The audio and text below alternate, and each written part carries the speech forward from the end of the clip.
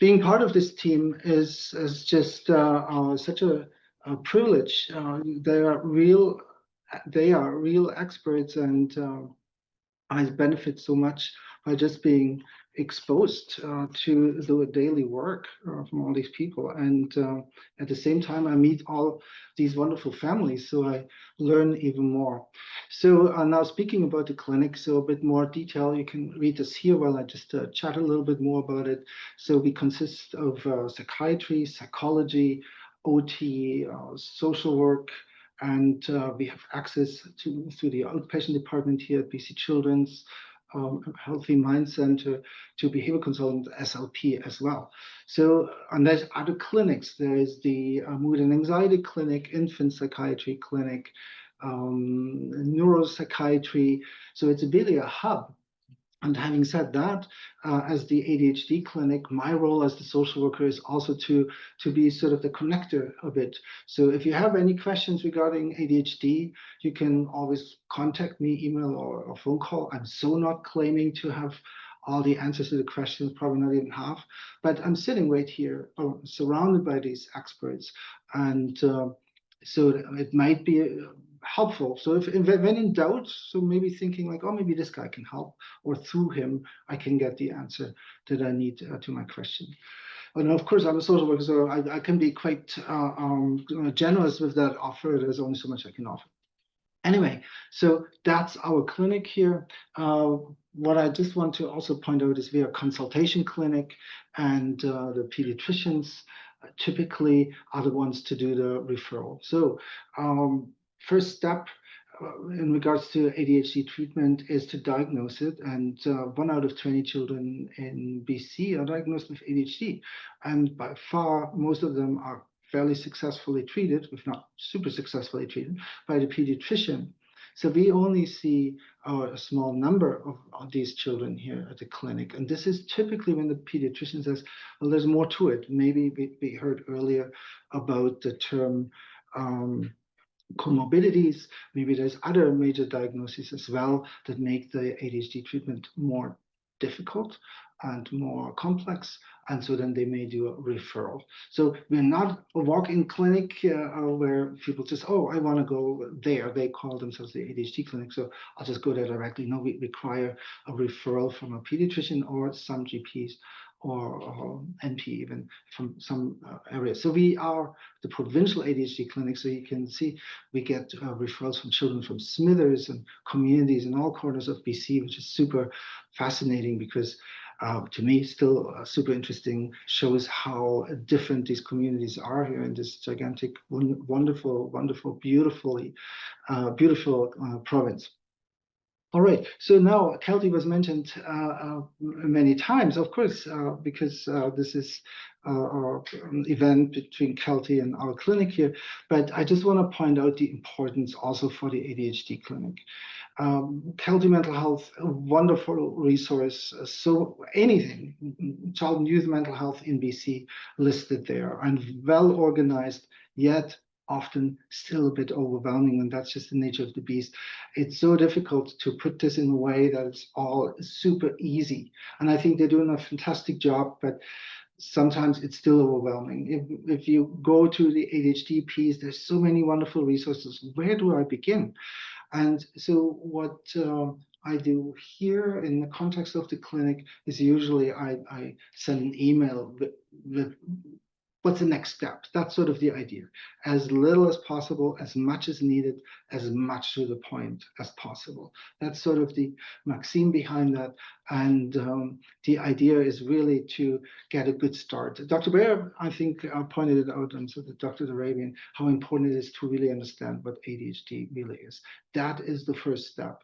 And I'm not talking so much about the brain functions, more like how does it show in real life? What is a typical behavior for a child with ADHD, impulsivity, considering impulsivity, lagging perspective taking, and lagging self-regulation abilities.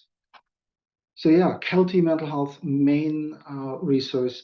And then again, the two resources that I like the most because they seem to be very good first step in this journey, Rolling with ADHD. And I really like also Russell Barkley's lecture on YouTube, and that's a 2.5 hour lecture, but it's quite entertaining. So I definitely would recommend those two as a start, and then from there is no ending number of books and resources. All right, rolling with ADHD, I just mentioned it. It's a bit odd that you may think it's a bit odd that I put this here, but I just want to show you this. This is how it's organized and what the time investment is to do this. The ADHD Basics is a video, 20 minutes. That's something I would even recommend to share, with the neighbor, with the grandparents, the friends who may think, well, how come you're allowing your child talking to you this way when they're upset? Why don't you put your foot down, right? And then say, "Oh, stop right here, young lady," or things like that, right? So, and that's usually the criticism that comes from people who don't understand what ADHD is, and that can be the hardest part, right? Being always criticized for not controlling the child, right? And Dr. Draven pointed out that it's just so misunderstood, ADHD, right? And so sometimes the best way to improve an overall situation is to actually educate people around the family, the child, on what ADHD really is. Then the parent series is self-paced, 15 minutes each. So I'd always say it's kind of 4 Grey's Anatomy episodes. So instead of watching that, going through this and together, both parents together, stopping here and there and saying, well, let's see, what have we learned? Are we on the same page here, right? Is that something we can support each other in the time to come and agree on how we approach this? Because ultimately it means we need to shift our parenting, and from ADHD informed perhaps to ADHD focused, really, because it's quite a shift in how we respond to the child's behaviors. All right. Compass is a service that is mental health professional to mental health professional, close to no wait list. So this is something not available to you guys, parents, but professionals.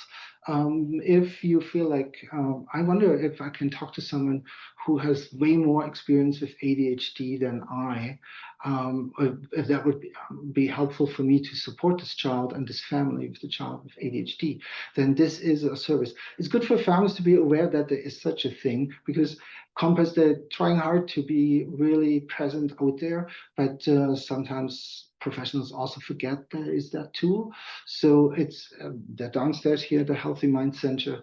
Dr. Bayer is part of Compass as well, and so it's really good to be aware of that and discuss that with your healthcare provider. Ministry of Children and Family Development. So now, CYMH, Child and Youth Mental Health. So I know there are some CYMH clinicians here in attending the seminar here as well. And obviously, I don't want to talk too much about the service, but it's such a key service here in BC. It's so important. They provide counseling for children and youth with mild to moderate mental health challenges. Now, very important to understand is that counseling or psychotherapy is not really a primary modality in ADHD treatment. It certainly is for anxiety and depression and other mental health challenges, but not for ADHD. So for ADHD, we really want to change the environment around the child. We want to optimize the medication. We want to optimize how we interact with the child. We want to optimize the physical environment as well. So if there's this neon light flickering away and we know this is irritating the child, then we definitely need to make sure this light is out of the way. So with having said that, a lot of children do also suffer from anxiety. So definitely then CYMH would be something to explore, and the counseling they provide, that's the daily bread and butter, anxiety disorder. So they're really good at that, and this is well set up to address this. So yeah, starting here with the website to find the CYMH office in your community to then arrange for an intake is definitely recommendable. If they determine, well, there's no anxiety, no depression, this is sort of the pure ADHD. That's not a very professional way of pointing it out. But if it's just ADHD, then they would, in most communities, I'd say, refer you to a community agency that provides education, parent education on ADHD. Here in Vancouver and Richmond, CVIMH service is provided by the Vancouver Coastal Health Authority, and anywhere else in the province, it's actually MCFD. And so here in Vancouver, oh no, the Foundry. I'm just gonna back, sorry. Here with in Vancouver and Richmond through Vancouver Coastal Health, they have this service in-house, so to speak. It's a CVMH team that provides these workshops and education, and it's wonderful. In communities like North Vancouver, for example, they refer to Hollyburn Family Services, and they provide that on CVMH or MCFD's behalf. So it's the same idea, it's just organized differently in the community.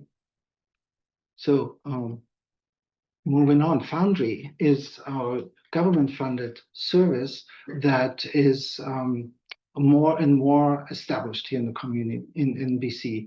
And there's more and more offices popping up. They started out with just a few, now they're trying to cover all of BC. And I highly recommend to check them out too. So that's, they also support young adults. And so yeah, if you have a look at that, we have some good experience with the peer support program, the education and employment program is super popular. I know some offices unfortunately closed their wait list because there was such demand for that. Family Smart. So this is really important support potentially. And this is again for families who go through challenging situations with their child or youth who suffers from mental health challenges. So this is not specific to ADHD. It's peer-to-peer. So it's people who have been there, who understand where you're at, where you're coming from, what you're going through. And they're very experienced. So this has been around for quite a while. And just having someone to talk to who you know, they really understand and share your experience, that can be very valuable. I really recommend to check this out. They also have webinars and provide education. So this could be a very valuable support. CADDAC is a Canadian, as the name says, Center for ADHD Awareness Canada. It's an organization Canada-wide that provides information and also hands-on services. They have a parent support group. It's a bit tricky because it's out of Toronto, so I think it starts at 4 our time here in Vancouver. So I never made it. I signed up at one point, but it just doesn't work for me. So I don't really know what they're at. But parent support groups in general, same idea to just what I said with Family Smart. It's only just kind of typically they are all virtual, and so you meet with a bunch of families and you share your experience. We have one group here too. If you're interested in joining our group, feel free to email me, and I can send you a flyer what this all looks like. We meet once a month.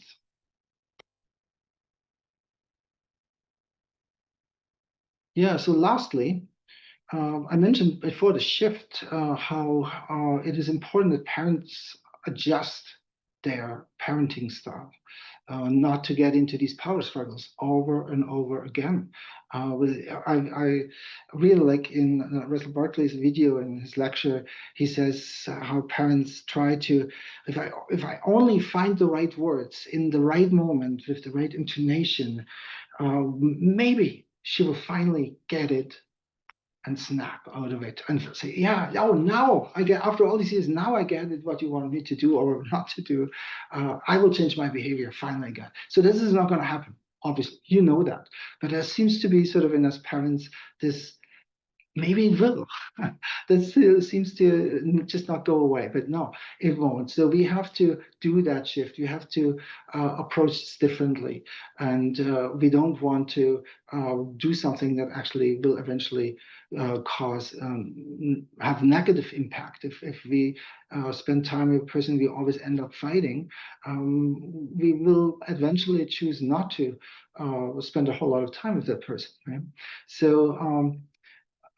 Again, the treatment, multimodal treatment, means the medication, the environmental optimization, and how we really interact with the child is really important.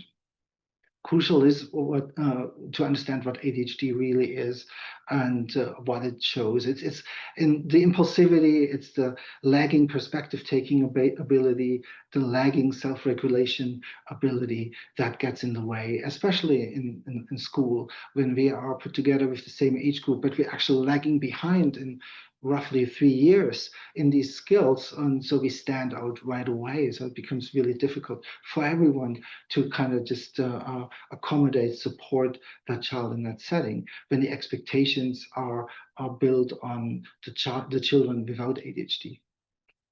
So that applies to all social situations. It is parenting, it's teaching, coaching. Whenever we are in a group of children and try to do the same thing, we need to adjust more to this one child or to children with ADHD. So now that's easy to say, of course, right? So you just don't follow your instinct and put your foot down and say, hey, you got to change this behavior. Don't do that. Easy to say, so hard to do, right? And that speaks again to what Dr. McDermott pointed out, the mindfulness, to being really aware and self-forgiving as well, right? So there's no way we will not be able to be perfect in this. But parenting, to begin with, ADHD or not, we're bound to fail in many, many situations. It just has to be good enough. We have to have this understanding, and we try our best. And that is typically good enough. That is really important to keep in mind.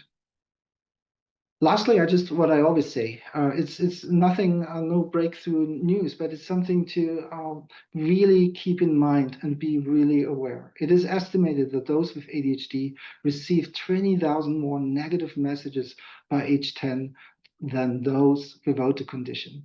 That is absolutely significant. Imagine you at work and your boss gives you that much more negative feedback than to your colleagues. How long would you last? You would give up. You would doubt your own ability, or you would just say, well, this is so not me, I need to get out of here. Right? So children receiving this negative, and I'm not talking about the mean message, it's just negative like, stop doing that. Hey, stop that. This is too much. This, go outside. Don't do this here. These are all negative messages, right? So we need to counter that with positive reinforcement, with positive feedback. And so that is the end of my presentation here, because this is really such an important part, and keeping that in mind in all settings, at home, at school, and on the soccer pitch, is just crucial, and will the countering and being aware, giving this positive feedback will go very far. Thank you.